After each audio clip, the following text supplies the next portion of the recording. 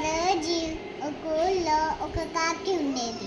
ఆ కాకికి దాహం వేస్తుందని ఒక కుండ కనిపించింది. ఆ కుండకి నీళ్లున్నాయి, కానీ కొంచెం నీళ్లున్నాయి. అవి వాటర్ పడటానికి పట్టట్లేదు. ఒకరోజు ఒక కాకి ఉండేది. ఆ కాకి దాహం వేస్తుందని ఒక కుండ కనిపించింది. ఆ కుండకి మూతి పట్టట్లేదని, కొంచెం నీళ్ళున్నాయని మూతి పట్టట్టాల. అందుకని ఆ పక్కన రాయి ఉన్నాయని రాయి వేసేసి కొంచెం కొంచెం పైకి వస్తున్నాయి. అప్పుడు కాకి తాగింది.